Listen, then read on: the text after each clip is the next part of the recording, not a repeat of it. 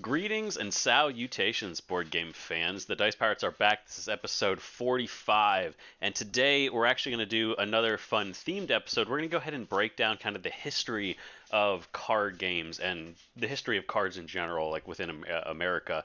And of course, I am your host, Ian, joined by Aaron and Matt as always, and to kind of walk us through this is going to be my wife Tori. She's joining us once again, and she actually, as part of a recent paper that she was doing, really did a lot of research and history into this. So super glad to have you here again. Yeah, thank you so much. It's nice to be in. I'm like a such a fan of the show, so every time I get to come on, which now is twice, it's really exciting. Oh, no, you immediately class up the joint, just right away.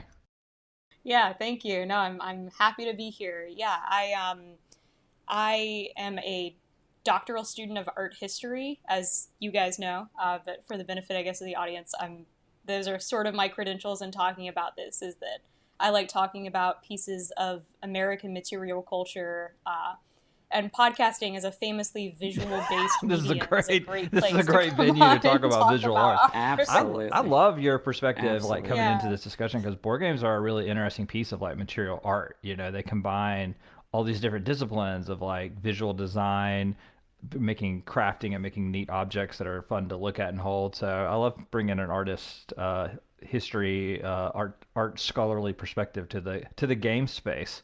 No, I agree. And I think one of the things that's so fun about cards is that they're very much an everyday thing. You know, it's a piece of life that many different social classes and people groups have, participated in card playing and card making. And so it's not something that is, only reserved for sort of highbrow conversations. It's something that, we can all relate to thinking about cards. So that makes it additionally fun, I think, to talk about them. Yeah, it's going to be a really cool. It's going to be a really neat discussion. I'm excited to get into it. Of course, we are going to start off with our soapboxes as always, and I actually wanted to kick us off real quick because I know Matt has something, but I've been dying to talk about it, and of course, the place where I can talk and you guys have to listen. So By the laws but, of of course, Dice Pirates. the laws of Dice Pirates. The Last of Us is premiering on HBO, and we're now into the third episode, and I'm loving this show so much. I I watched somebody play through the game because honestly, the video game is there for the story. I watched somebody play through it. I never played through it myself, and so I was like, okay, well, this will be interesting. It's a good story. We'll see how they do. And I mean, 3 episodes in out of a 10 episode run, so we're almost a third of the way through, and they've knocked it out of the park so far. It's been absolutely incredible, and I'm genuinely excited each week for the new episode, and I was not expecting it. Like a genuinely good video game tie-in adaptation, and I'm so excited for the rest of it. Do I need to know anything about The Last of Us, the video game, to enjoy this television program? Because this is the house that Bill Gates built. We're Xboxing in this house. I mean, I'll be honest, you need to know. Honestly, it may even be better for you if you go in knowing nothing about it, because there are like certain elements, and this is what I think it's done really well. It has taken elements of the game that would not translate well into a show format. For instance, this most recent episode, episode 3, which I think is one of the best episodes of television I've seen in years. Absolutely incredible episode. And they took what was essentially a very long extended fetch quest in the game and turned it into an incredible piece that differed fairly severely from where the game went, but in a way that didn't necessarily like ruin it, and I think improved on it, at least in the context of a show where you're unable to have the same agency with your character. So they have adjusted some things to make them work within the show, and they've done a good job of actually making it make sense to somebody who has no prior knowledge. Yeah, I think you can totally go in not having played the game. But if you have played the game, there are a lot of cool little Easter eggs and hidden jokes and things like that that they include. Like there's a lot of detail, in part because the creators of the game are so involved in the production of the show. There's a lot of details from the game that have made it into the show, so it's nice. So yeah, you can do it either way, but I think it'll be just as rewarding an experience. Oh man, I am like I'm feeling like so left out of this because I just canceled my HBO Max subscription. So I could have been watching this, but I was like, I hadn't watched anything on HBO Max in ages. And I was like, do I really care about The Last of Us? I didn't get into the game back when I know it was like really well reviewed and really popular, but I sort of had like apocalypse fatigue at that point in my life. Like I was like, I just don't need any more media about sad people in blighted landscapes. But maybe I need to give this a shot. I don't know. It sounds really good. I love Pedro Pascal and like everything. I mean, so I don't know. I guess I need to give it a shot. He is our slutty daddy. I don't want to agree with that, but I find that I can't disagree. Like He said that though. He did like that. I can pull. I know he said that. Just an endless stream of gifts. You're not gonna cut any of this. Pedro Pascal saying, "I'm your last slutty daddy." Okay. I mean, I will say too about The Last of Us. One of my memories of it before I even played it was Ian and I were in England visiting my family a few years ago. I think it was December of 2018. And we went to the Victoria and Albert Museum in London, in part because they had this really exciting show up at that time called Video Games Design, Play, Disrupt, I think. And it was all about like games and just a really, really great exhibition that would be, hard to go over everything that was in it. Yeah. But one of the things that was in it was a commentary on the use of AI and the use of sort of like image capture technology, and also like sort of I don't know what you'd call it, but like machine learning, almost like training the NPCs to know where to follow you and how to follow you and things like that. And that was really neat. So that was my first exposure to Last of Us, was actually in like a world-class art and design museum, seeing it like projected on a big screen. So that's yeah, awesome. but the game is actually a great game as well. But I'd say, the reason you play it is for the story, and the show is doing a great job communicating that too. So well, and speaking of games, just to tie this back into board games briefly, Themeborn, a publisher that I love for their cool little Escape the Dark series of games, has just dropped a Kickstarter for a prestige-looking Last of Us board game that seems to be, I guess if you like the show, you should probably check that out. I remember when that Kickstarter dropped from them, I was a little disappointed because I was like, I wanted them to do something, another like original IP or something similar, but I gotta admit it does look really cool, and couldn't be better timing for Themeborn with The Last of Us blowing up right now, so good on them. Absolutely, yeah. No, it looks great.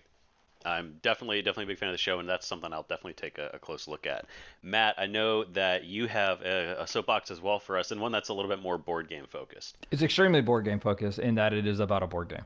I played a board game recently, and I wanted to share some thoughts. I played Tiny Epic Dungeons, the second of my recent Tiny Epic purchases, and I finally got it to the table. I will not give a full review or explanation of it because I don't want to take the whole episode, and also Aaron reviewed the Tiny Epic Dungeons already in a past episode, so if you'd like to get some detailed thoughts on it, feel free to peruse the back catalog, available on the podcast catcher of your choice.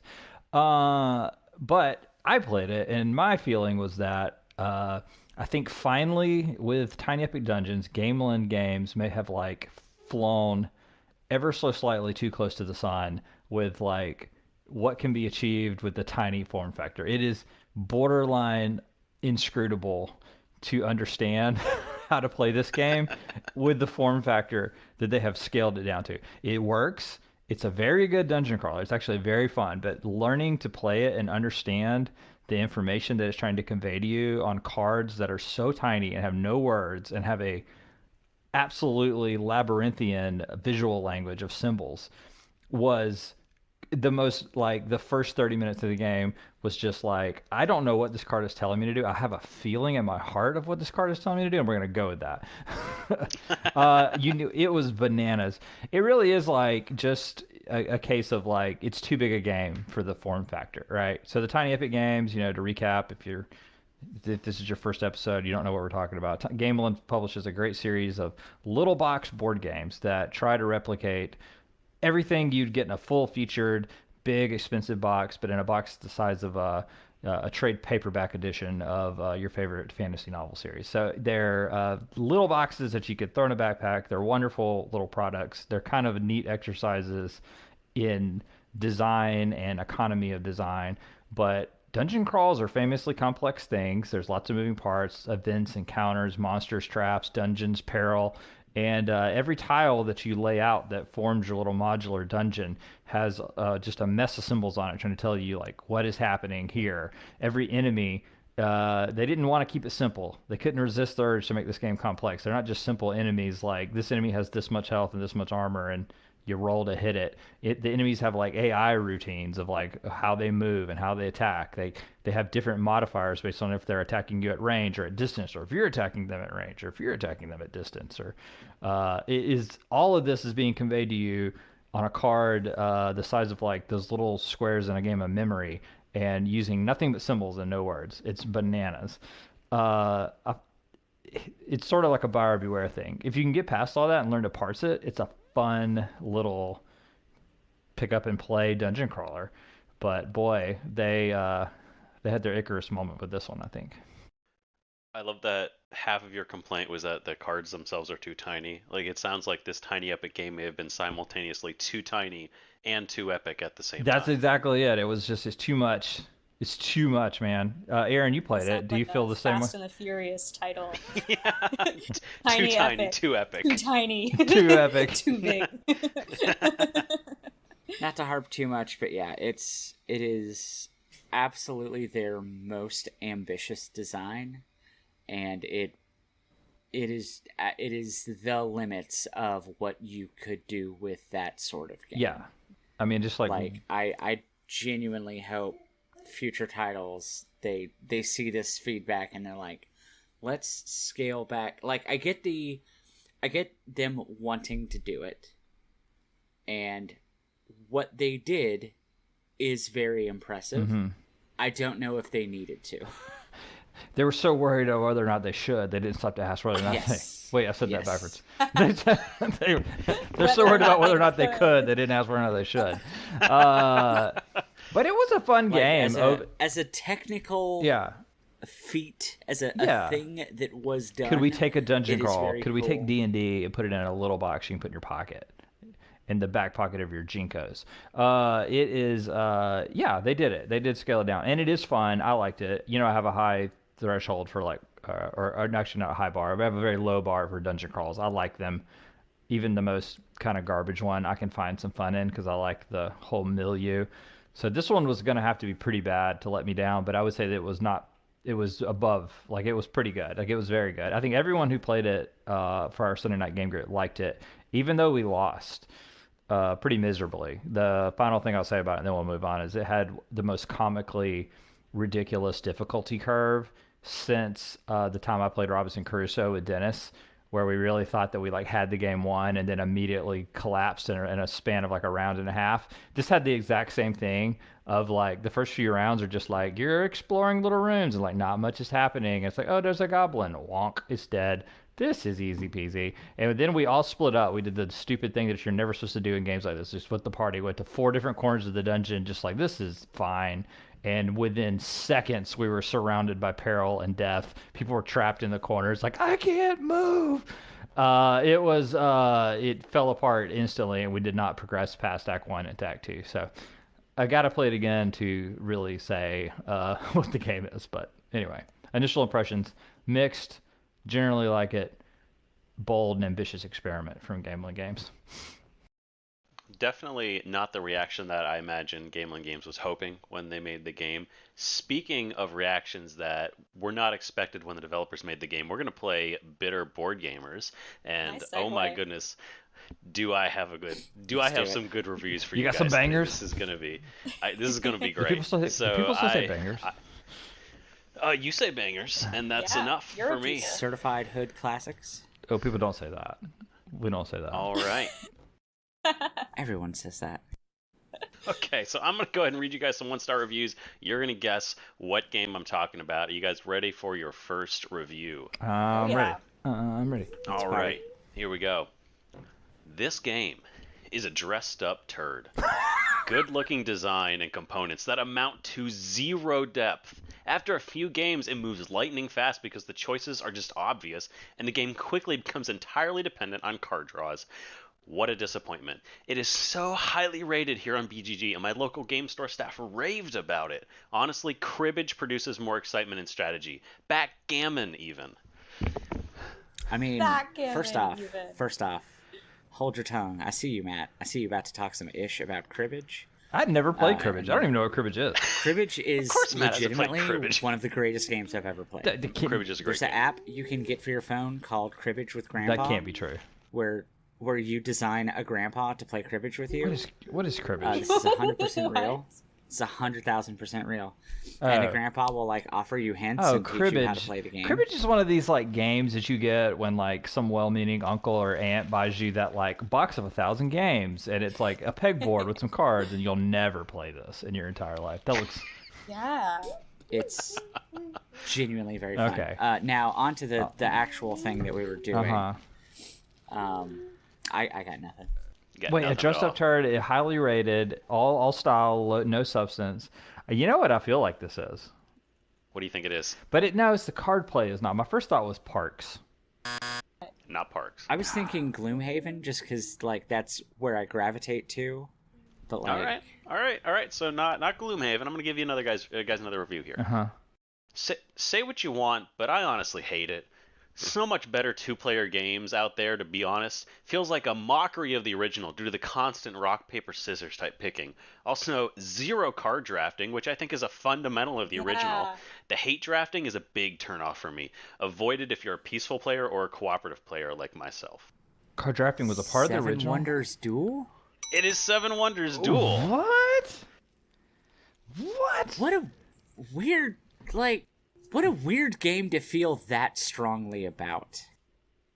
But they're wrong. And let's all talk about the ways. They are wrong. They're very wrong. It's a great game. It's a fantastic game. It's one of my favorite two-player games because it's, I don't know, the comment about choices being obvious over time is interesting because it's just like, well, yeah, that's what happens when you get good at a game because you played it a couple of times, so you like know what sort of things to do. Yeah. But also like, I don't know. Yeah, I think it's a great game. I love it. I can't really. You guys will talk about it more eloquently than I can, but I enjoy playing it. So that person is wrong. That person is wrong. You know what else has obvious choices? Chess, checkers. These classic games that have stood the test of time. I don't know. I don't see that. I don't see that game being obvious. Actually, I find that game to be fairly challenging, but I'm also an idiot, so like I don't know. But like I don't really know how to play it, so I don't think I've ever won it. But I like it. I disagree entirely. I also feel like dressed up turd is like a really like overstatement. It's not even like, it's a pretty utilitarian game. It's just cards with pictures on them. Yeah. Yeah. I mean, it's got the little battle track, you know, so it's got it did have a little bit and things. But I love those. I love a cute little component. Yeah, the components were nice. Yeah, I like it for sure. I understand kind of where they're coming from, but like you said, it was a little strong of an opinion about Seven Wonders Duel of all games.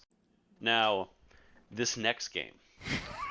I have never seen a game bring out the creative writing, the creative juices, in such a hateful way as I have seen this game. And it is glorious. I'm going to give you a first review. Okay. But this second review is going to be a long one, and we're going to read it in its entirety after you guys give some guesses, regardless of whether you get it or not, because this second review is the creme de la creme of one-star reviews. Okay. Oh, wow. So, here's your first review. No connection to farming whatsoever. You compete against players for action places. The solo mode is boring. You're just going for a better score. You would expect that the developers spend at least a few minutes learning about basic farming mechanics and how to incorporate them into a game.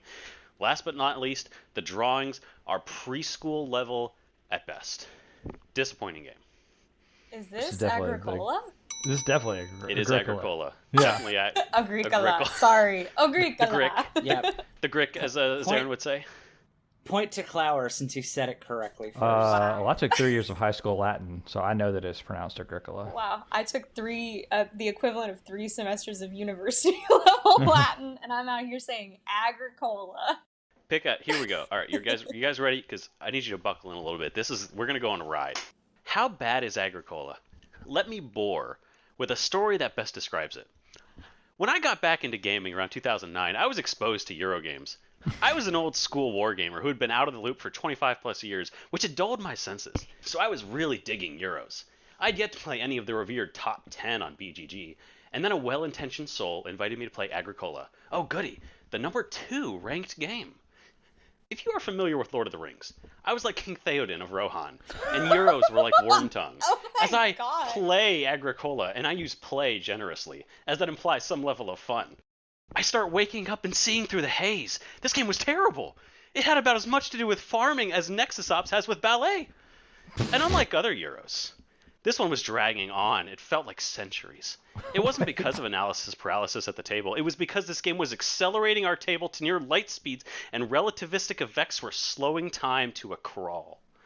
Not wanting to be that guy who cuts out on a game, and even one that sucks as much as Agricola, I pondered ways to actually leave the game that would be acceptable. I was thinking, if the second coming happened right now, that would be cool. If you remember the old TV commercials, I desperately tried to recreate the magic of saying, Calgon, take me away! But alas, I did not transport to a bubble bath. I once pulled out my trifold wallet, flipped it open, leaned over, and discreetly spoke into it, Scotty, beam me up, hoping against all hope it would actually work. When the torture was over and the victory points were tallied, I won! No, I did not have the most. Not by a long shot. No, I won because I would never be exposed to this game again. The poor folks at the table were still under Wormtongue's influence and would repeat the misery. Not only was I woke, I was rejuvenated. Agricola tried everything to break me, but I overcame. Now that I fully understood what multiplayer solitaire and themeless abomination meant, with clarity of thought, I drove home afterwards, got on BGG, and lowered the rating of every single Eurogame I have ever played, because I saw Euros for what they are. This game is so broken it broke an entire genre for me. How's that for broken? I rose a new and better man and embraced the glorious wargames of my youth and their distant cousin, the Ameritrash. I guess I owe a great debt to Agricola.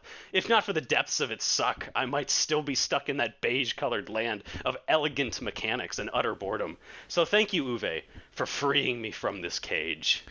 Wow. Okay. Just first of all, What a lot of words to say. I was very bad at this board game. nobody won, Aaron. You didn't listen. He won. He was a changed man. He was like a phoenix, reborn from the ashes of Agricola's despair. There's so much to like about that. I'd like to say a number of things.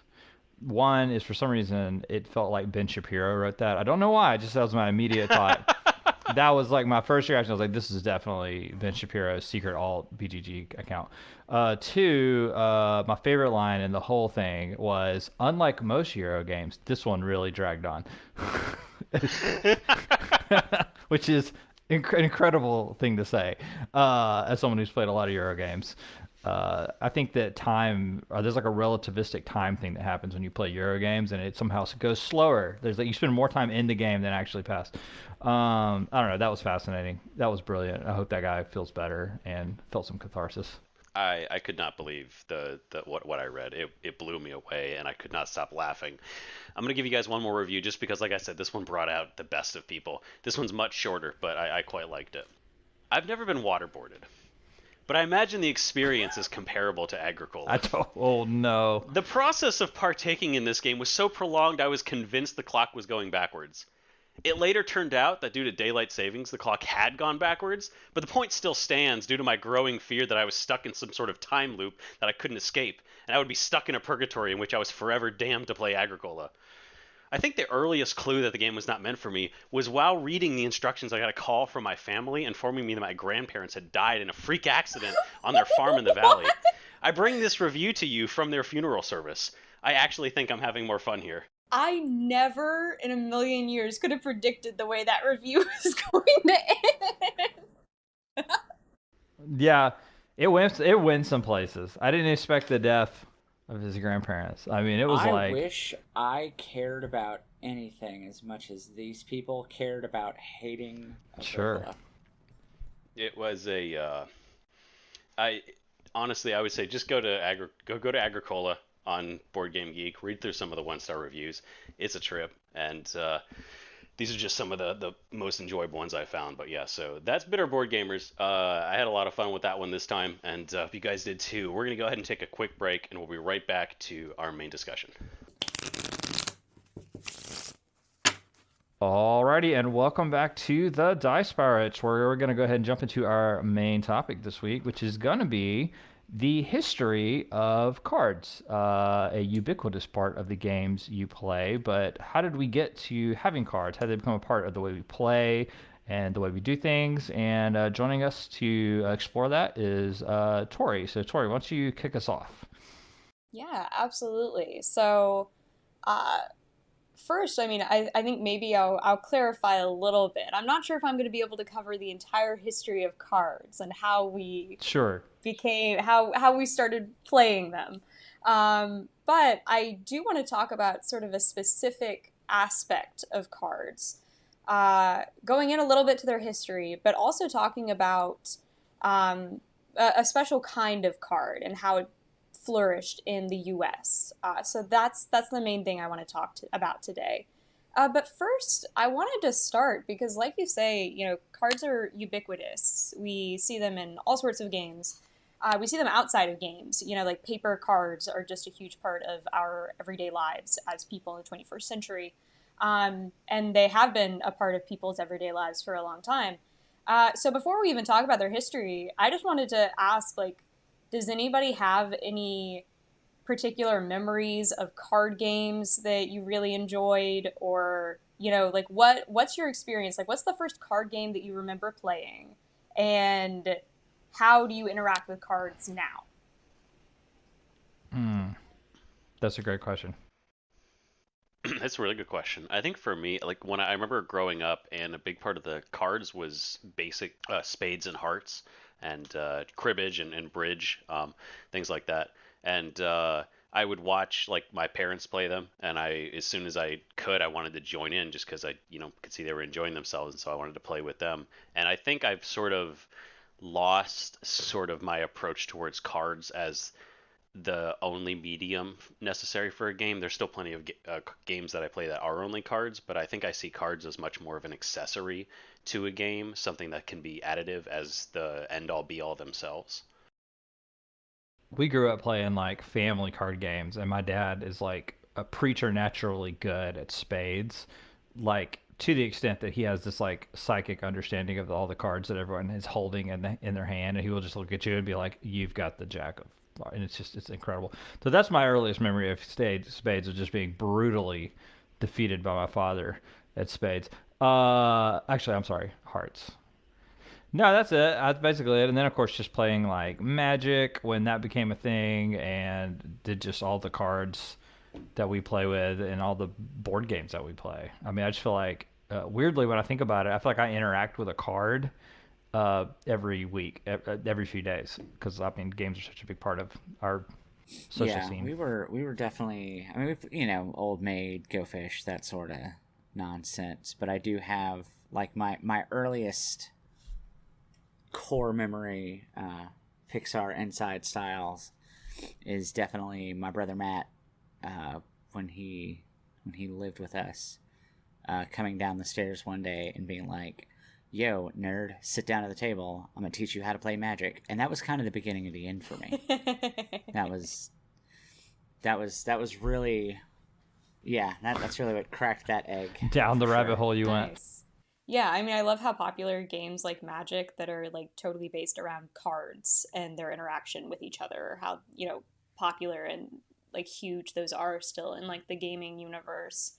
Yeah, like as a kid, I was always a part of friend groups that were like distinctly not cool.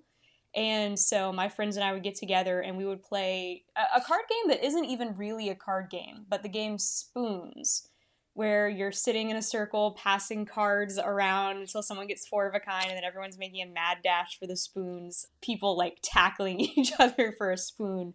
But, you know, I also have a lot of memories of like going to coffee shops with my friends when I was like 16 and playing like Egyptian rat slap on the table and getting kicked out of the coffee shop because we were slapping the table too loud and yelling at each other too loud. So I think for me, like I really associate cards with like a lot of fun memories of like social time. You know, it's something that I haven't really played like solitaire or anything like that. So for me, cards are like always something that I'm playing with somebody else. It's like a give and take experience. That's part of what I like about it. So yeah, so thanks for sharing.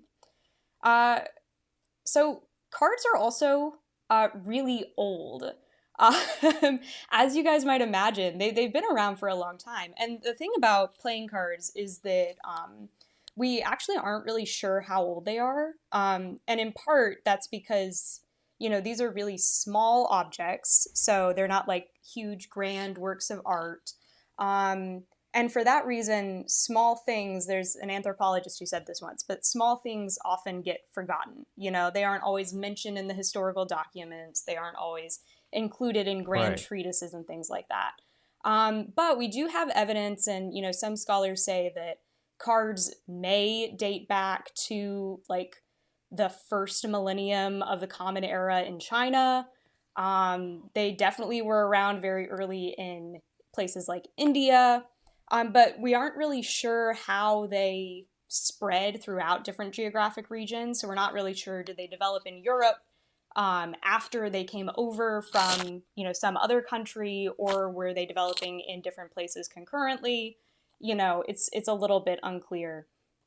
But definitely the first like documentation we have of people playing card games was in Europe, at least, was in 1426.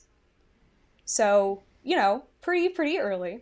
And actually, a lot Hmm. of the documentation that we get from that is from things Right. like sermons, where pastors were talking about, like, or priests, I guess, were talking about, like, the sort of card games that people were playing. And here, I want to do a shout out to a gaming historian, actually. His name is David Parlett. And he has a website. His website is Parlett, that's Parlett, games.uk. And it's like a great, very retro looking website where he goes a little bit into the history of games. And he's an author who I think he wrote like the Oxford Dictionary of Games. So he's definitely very well versed in the history of cards and other sort of forms of amusement like that. And he's talked about this game that is the oldest recorded one we have for cards. And this game is called Carneffel. And I'm probably mispronouncing it because it was played in Bavaria. But Carneffel was a trick taking game. So we talked about spades and hearts and games like that. And Carneffel was one where you're trying to collect, you know, a set of cards in a finite series of rounds, like hearts. Um, Now, it's actually really, so it's kind of cool. Like there's this scene of, it's an altarpiece depicting like the resurrection of Christ, and there's like a little detail of some soldiers on the front, and they're playing Carnival. So it's kind of fun to see those card games in this like very Hmm. high art setting. Yeah, so clearly they were something that had already like influenced popular culture to that extent.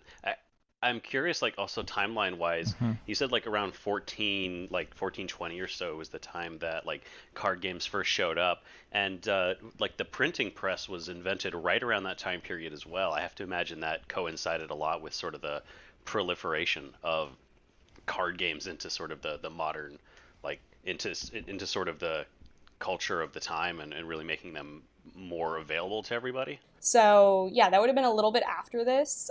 So you very well may have had cards that, you know, were sort of like individually produced at this point. You know, you would be producing every card in a deck by hand, doing the drawings and the number illustrations and all of that.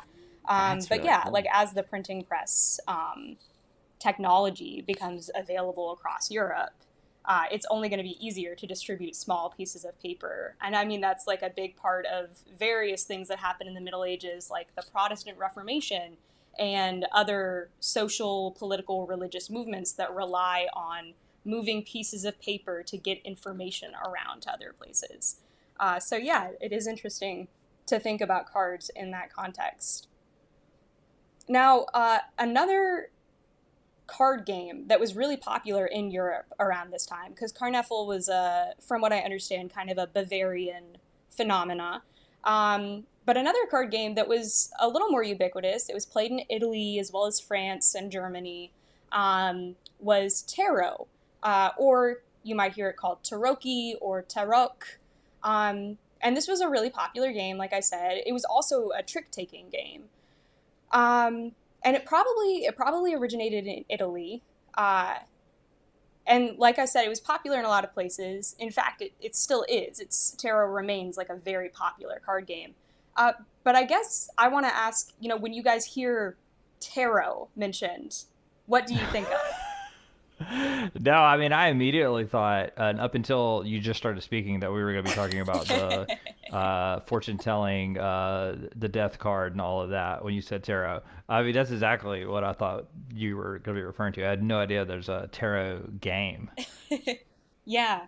Yeah, that's super interesting. And I think really common as like American people living in the 21st century, because we don't really play tarot the card Mm-hmm. game in the US. It really only has these sort of like esoteric, mystical connotations of fortune telling and, reading tarot cards to try to divine the future. But yeah, tarot actually did start out as just a card game. And in a lot of places, it still is mostly just considered a card game. And in fact, tarot didn't really get its sort of like spiritualist connections, or Wow. like fortune telling connotations until like the late 18th Yeah. century. So basically, for like hundreds of years, the tarot cards, and in fact, the first tarot deck that we have, or I should say, the oldest tarot deck that we have, it's an incomplete deck, but it belonged to the Visconti Sforza family, Visconti Sforza, which was like a powerful Italian family, and that deck is in the collection of the Morgan Library and Museum. There's some really fantastic images of it, actually. It's really beautiful. But that one was created around 1450 to 80. And the reason that it survives probably is because it was owned by really wealthy people who were able to have this like luxury object, and who knows how much it was actually played with. So, most of the deck has survived, which is great for us to see. And one of the things I like about it is that it has some of those sort of iconic tarot card like imagery that we associate with tarot. Like the Hanged Man Mm-hmm. card is like the iconic position of the Hanged Man. It's really great. Um, but yeah, so tarot, it definitely started out as something that it was much more about just like leisurely game playing. And it wasn't until the late 18th century when you had a French print merchant. His name was Jean-Baptiste Alliette, but he went by the name Eteillat, which was just his last name spelled backwards. But he Classic. is, yeah, definitely. Uh, but Eteillat is widely credited with popularizing card divination, both with a standard pack of cards and with the deck used for tarot. And card divination is just, the art of drawing out different playing cards or, special fortune telling cards and using them to try to tell something about the future. And so Eteillat is considered one of the first people who made money off of this in France. So he's kind of a famous figure in the occult world. But you also had other figures. One was Madame Lenormand, who was also from France, who practiced card divination in Paris. And she actually claimed that she read for members of Napoleon's family and other sort of famous French figures during and after the Revolution. So she's very interesting as well. And it's interesting to me, so you have a lot of these sort of cartomancers or fortune tellers who pop up and they're using standard decks, they're using tarot decks, but a lot of the early ones are in France.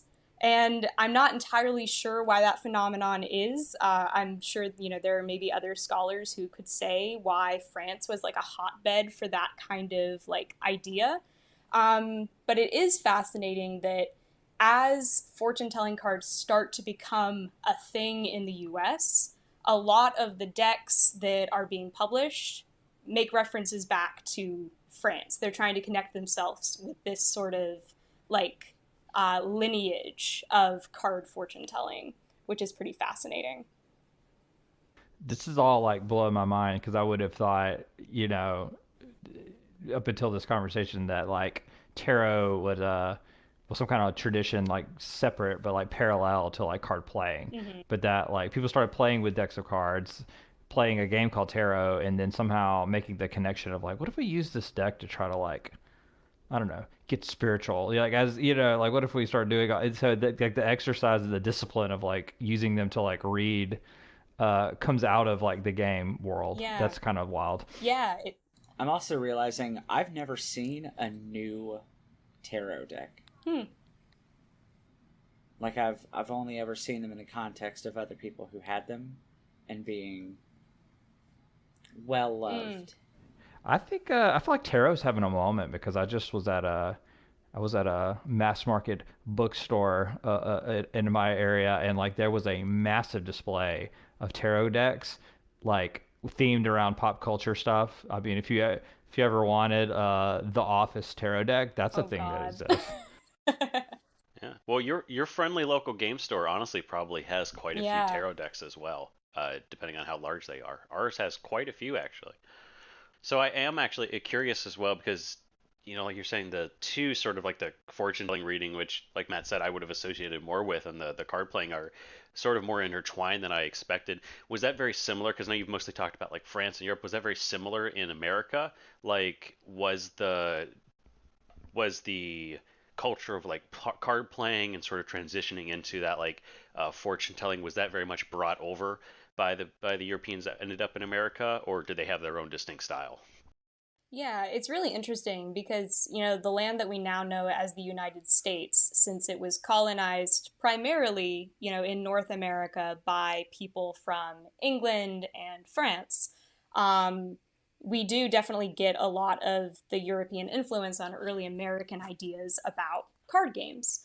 Um, and it's interesting because tarot itself doesn't actually come over to the U.S. until the early 20th century. Really, it is something that eventually it gets more popular, but it takes a little bit longer.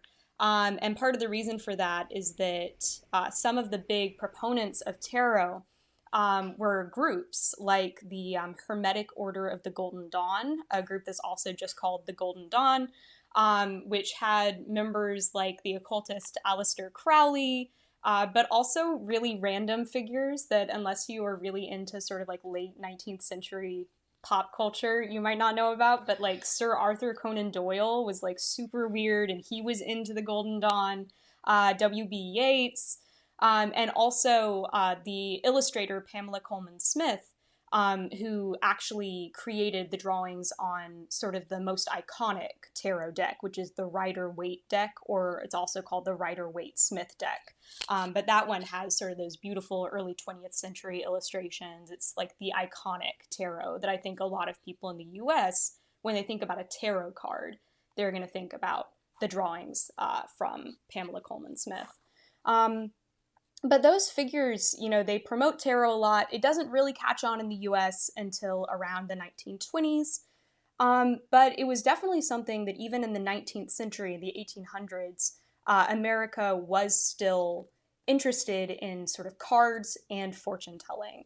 And the connection that you're drawing between like card games and fortune telling is definitely a good one to make, because most of the way that you would get your hands on a fortune telling card deck is that you would go into the catalog of a publishing firm like the McLaughlin Brothers from New York or Parker Brothers, and you would go into their catalog and you would pick yourself out a fortune telling deck. And they were advertised really as games. There's a lot that we could speculate about how much people actually believed in being able to tell the future from, drawing out these cards, or how much it was just sort of a fun thing to do at a party. But it definitely was something. So to draw like a modern parallel, kind of like Ouija boards are. Yeah, currently. for sure. Like that sort of. Okay, just to give me something. Yeah, I think that's great. And in the 19th century, you see a lot of different movements around sort of like spiritual thinking. The biggest one is probably, for our purposes, is probably spiritualism, which was the big movement that started sort of, early to mid 1800s really took off after the Civil War because so many people died in the Civil War. And so you get this real fascination with connecting with spirits who have passed on into another plane of existence. So you get the Ouija board, the planchette is another tool, which is mentioned in The Haunting of Hill House by the inimitable Shirley Jackson, if anybody's read that. But yeah, so you get like a lot of fascination with sort of the occult, with spiritual practice, with being able to look into the future or look into the afterlife and connect with some force there. So yeah, the popularity of fortune telling cards might be connected with that. Another thing that we've talked about too is the fact that cards, and increasingly this becomes true in the 19th century, they're really easy to access. They're small. You can take them with you to basically anywhere. They can fit into your pocket. They're not expensive because, they're made of paper. And, by this time, companies were able to mass produce these, companies like Parker Brothers. And so, yeah, they were really accessible. And part of that also meant that they were played by like a pretty broad cross section of the American public.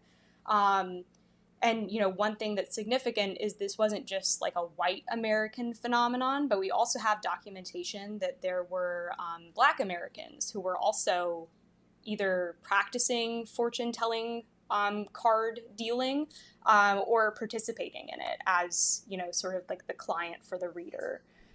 So it's something that a lot of people were doing. That's so interesting to me that like it's kind of blowing me away that you mentioned something like the Parker Brothers in many ways like were on the forefront of that at the time. And a company is that nowadays is one might be the biggest selling board game company in America, or for a long time at least was, that they were super involved in that part of it as well, the fortune telling and card aspect of it from the very beginning, which speaks to how ingrained it was in the culture at the time. I mean, Matt made the comparison to Ouija boards. For me, it sounds a lot like astrology. Like people, thinking about various signs and stuff like that. And there's like a playful nature to it. Yeah, I mean, there's some great like newspaper articles that have very much like, oh, the kids these days energy. Talking about like, oh, young women are bringing these fortune-telling card decks to parties and they're doing these readings for everyone, and it's so frivolous and ridiculous, and what are the young people putting into their minds, So yeah, kind of a similarity, I guess, to maybe how we think about some astrology. Or, I mean, I think even to how we think about, maybe Pokemon cards or Magic or something like that. It's like, oh, what are those Sure. kids doing with these silly little cards? There's always some like panic about what the kids are doing. I'm glad that that's been with us for as long as we've been like writing the news.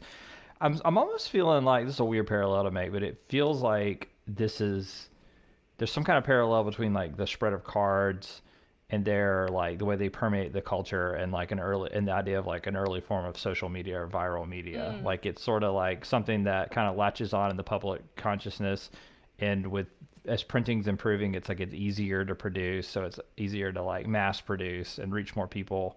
And so it's really kind of interesting to watch like a phenomenon like take hold and then become both kind of ubiquitous and then kind of mysterious too, is it like it's pulled into different cultures and contexts. Yeah, especially like you were saying, Tori, that because of the like easy access to it, that like it wasn't restricted by class. There was everybody really had access to this. Yeah, absolutely. And going back to podcasting being like such a great place to show images and everything, I would like to show you guys some pictures, and I don't know, maybe we can link to some images in the show notes or something for this episode. We absolutely can. Yeah, so I'll bring up, it's really just a presentation I made for class, so it's not super fancy or anything. You really have to see the covers of these boxes, because I think they're just so wacky and wonderful. But the one on the left that you can see here on sort of the second slide is Madame Marrow's fortune-telling cards, and this was one published by the McLaughlin brothers in 1886. And what you're seeing is just the box, but it's interesting because the box does have illustrations of the cards on it, and it looks like they're kind of like standard Like I'm actually not sure if those are like American suit decks or what we would call them, but it looks like, you know, it's got hearts and diamonds, so it's certainly not, you know, German suited. Um, but one of the things that's really interesting about this card game is that it was named after Madame Morrow, who was an actual witch in New York City. Who, yeah, Okay. would perform card readings for people. And she did all sorts of things. You know, she could make you a love spell. She could, you know, do, you know, palm reading, basically anything that you might think of when you see those neon signs on the side of the road for a psychic and you think, oh, what can I get there? Madame Morrow probably provided those. So, yeah, she was a kind of funny figure. She's mentioned in some, like, publications from New York in the 19th century. So it's interesting because they use her name, but then the illustration on the cover is like some weird Snow White and the Seven Dwarves. Like, it's not really clear how this connects with cards or with I was going to ask about these fortune-telling. dwarves, man. Yeah, they're really weird, right? But they're also like delightfully 19th century. Um, and the box on the right is one of the ones that I was talking about that really makes reference to sort of like the French tradition of cartomancy. And so this is Madame Lenormand's Mystic Cards of Fortune, which is from circa 1882. This was also published by the McLaughlin brothers. And in this one, we see like much more sort of like the trappings of like the medieval witch. You know, we've got this like female figure with a pointy hat and an owl on her shoulder and a black cat with its back arched. So it's definitely, you know, saying like pop culture witch imagery. And then we It's see, giving witch. yeah, it's giving witch. And she's also doing this little like Salt Bay pose over the It cards is a that are Salt lying Bay in front pose. of her. Why is it a Salt Bay pose? That's amazing. Yeah, I love it. I think it's Oh my great. goodness. Yeah, so like you see like a lot of this imagery that's definitely, you know, connecting with like medieval connotations, medieval like perceptions of witchcraft, but again published for like a late 19th century American audience.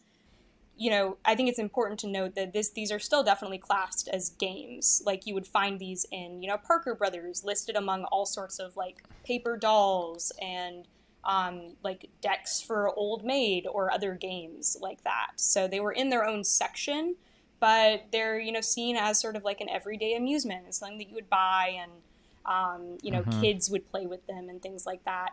But an unfortunate thing about a lot of these fortune telling card decks is actually that, like, big surprise, 19th century America, they're very racist.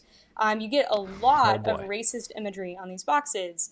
And that's connected really with sort of like insensitive depictions of various people groups that are ubiquitous in the period. You know, they're not just found on these cards. But for example, you know, a lot of cards would, you know, have imagery or even be called something like, hold on, let me find the name. Yeah, I have one here. So there was one deck that was actually called the Gypsy Witch card deck. And it was actually interesting because I was in an occult shop in Philadelphia just last month and found a copy of this fortune-telling card deck. So it's still being produced, Oh wow. but it's from the late 19th century. And, you know, obviously the word that they use there refers to the Roma people, and it's actually widely considered, you know, if not a racial slur, at least a very insensitive way to refer to the Roma. So that's the only time that I'll be saying that. But it's really interesting, I think, because, you know, one of the things that we've talked about is how these cards were easily accessible. Lots of different people could play them. They were, you know, distributed easily throughout the U.S. because you can get them in a catalog. And so you can, you know, order it from Chicago to where you live in, you know, Massachusetts. And unfortunately, you know, rather than really like breaking down walls between Americans, they were kind of buttressing existing ones, sort of playing off of racial stereotypes. And, you know, one thing that I was really fascinated by actually was, I remember with you, Matt, in the Curse of Strahd campaign, one of I was just the, thinking about this. yeah, do you want to talk about that? Well, I was just thinking as you were describing that, I was like, oh man, we really haven't progressed that much because we're still dealing so much with stereotypical images of people and people groups, and in particular the Roma. You know, I mean, have continued to be stereotyped up to as recently as 10 years ago or so with the Curse of Strahd in D&D, where they had this group of people called the Vistani, which completely embodied every negative stereotype of the Roma, from magic evil eyes to their duplicitous thieving nature. I made some effort when I was DMing that campaign to make them a little more complex. Like, they're worse in the book if you play them as they're written. Like, they're all scheming and untrustworthy and dishonest, and it's bad. It's pretty bad. Wizard of the Coast is already kind of retconned a lot about the Vistani and the subsequent reprints and other editions that have come out. So yeah, I mean, games reflect the culture in which they're formed, and for better or worse, and often for worse. Yeah. Part of what we did in that campaign is that Matt, as the DM, actually, like, the card, it came, I think, with a Taroki deck. Yes. The Yeah. campaign did. Yeah. Yes, I bought extra to get the Taroka deck, which means I sort of have a little pseudo tarot deck that Wizards of the Coast published, and you use it in a really clever way to kind of divine the path of the game. It determines the location for all the various MacGuffins that the players have to go chase down to win the game, which is a pretty clever mechanic and like an interesting like re-implementation of the tarot idea. And the Taroka deck does have very creepy and interesting art and stuff that sort of evokes the theme of the game. So Yeah, visually, I thought it was awesome, and it's also interesting because I was looking up like the details of how the Taroka deck's supposed to work in the game, and it specifically even says in like the object stats for it that it can like only be used by a member of the Vistani. yeah. So yeah, it's definitely kind of playing on those sort of like Roma stereotypes a little bit, just like these fortune telling cards were. So I just thought it was interesting as I was looking that up, because I thought about it like, oh, this is something that was a part of the Curse of Strahd campaign. So it's like fast forward like 130 years and we're still thinking about these sort of issues with cards. Yeah, it's a really interesting thing to look at, and that actually is kind of, I guess, one of my questions I would have is that one of the reasons that why fortune telling cards and like tarot in particular may have sort of fallen to the wayside a little bit. I mean, and like we talked about, I mean, tarot is still absolutely a thing you can find all over the place. It's not like it's something that disappeared. But in terms of popularity, I mean, we all talked about how we grew up playing hearts and spades and bridge and all of these card games, but we didn't grow up with tarot decks. That's not really a thing that was as common to see. And when you think of a tarot deck, you think of fortune telling decks, you think of the palm reader, in the cottage, who's going to go ahead and also pull out a tarot deck and go ahead and tell you the future. Why did that necessarily fall to the wayside when playing cards didn't so much? Yeah, it's a great question. And I would say to me, the answer to that is a little unclear. I mean, you definitely see the popularity of things like fortune telling cards and other objects in material culture that were really connected with sort of like this, again, spiritualist movement in the US. Like, for example, the planchette. That definitely falls by the wayside around the early 20th century as the spiritualist movement has gone out of fashion. But you see tarot kind of like coming to the US in the 1920s. So fortune telling cards, they kind of fizzle out.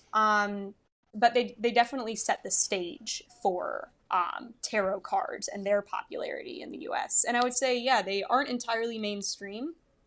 Although maybe the better way to say that is they haven't been entirely mainstream, but they kind of are becoming a little bit more. I mean, like Matt said, you can hardly go into a Books A Million right now, or a Barnes and Noble, or any sort of bookstore like that.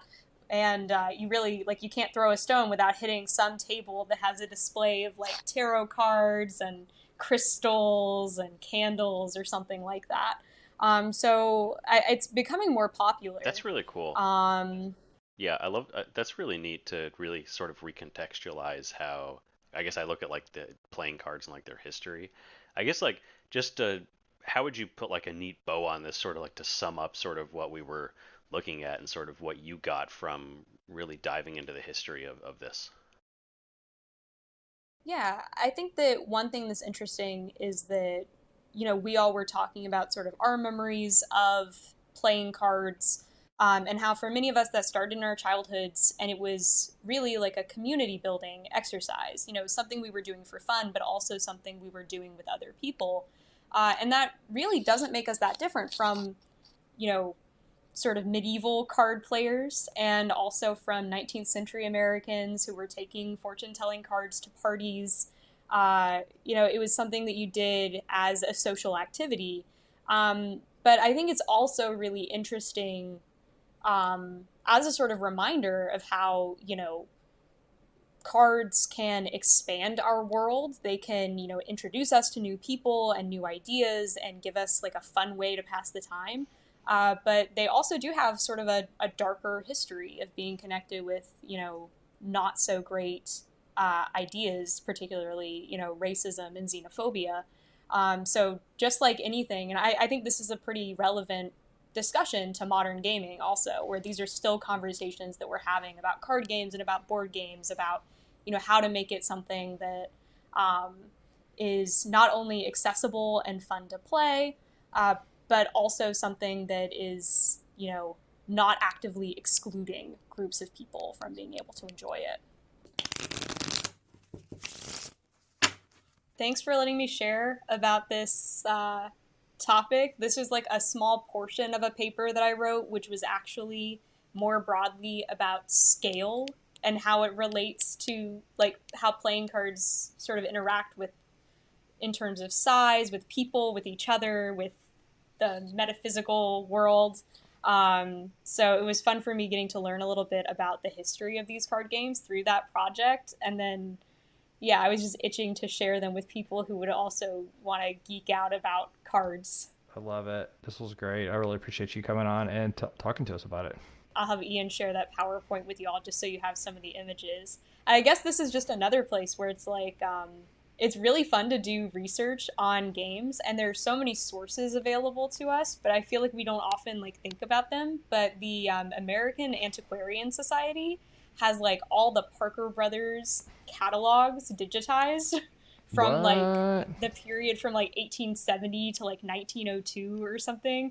So that's a great place to go and just look at like what sort of games were people playing, because games teach us, like, not only do we like talking about games because they're so fun and they like bring us together, but they also teach us so much about like a given society. Like you learn a lot from people, you learn a lot about people from what they do in their spare time.